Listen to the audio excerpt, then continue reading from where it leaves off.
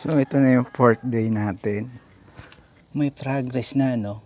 Lumalabas na yung mga ano niya. Lumabas na yung mga sitaw. So hindi ko alam kung sa okra yon. Pero dyan yung okra kasi. Yung iba rito wala pa yung sa okra. Puro sitaw pa lang yung nakikita natin. Ayan mga sitaw. Dito sa mga Chinese kangkong, wala pa akong nakikita. Dapat meron na to eh. Mabilis tumubo yan eh. Ayan, wala pa sila oh. Meron dito siguro iilan lang patubo. Pero sa tutuusin dapat meron na sila.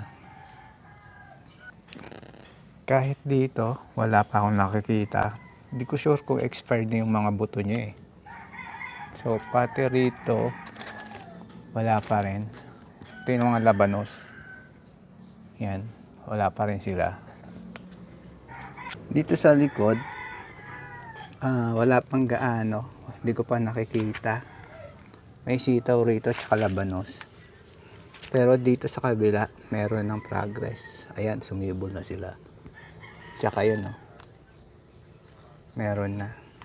Etong sa talong natin, tsaka sa mga ano natin, sili. Ito yung sili natin, panigang, tsaka yung manghang, wala pa rin.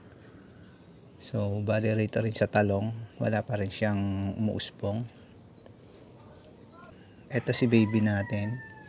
Baka ilipat ko na lang siya kasi parang malungkot siya. So, gagawin ko na lang siya ng panibagong taniman. Ito yung sa pechay natin na punla. So, may progress na siya. Nakikita nyo. Kisimula na siya lumabas. Nasa ibabaw siya kasi lumulutang yung mga buto. Tingnan natin yung kabila. Ito yung sa isa.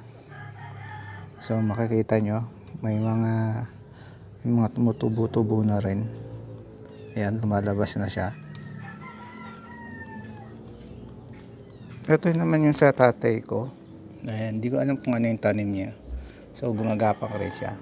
Ito yung ampalaya, hindi maganda. Kasi hindi ganong naaarawan. Pero kapag umakyat na siya dyan, doon natin makikita. 4th day pa lang, so marami pa tayong progress na makikita.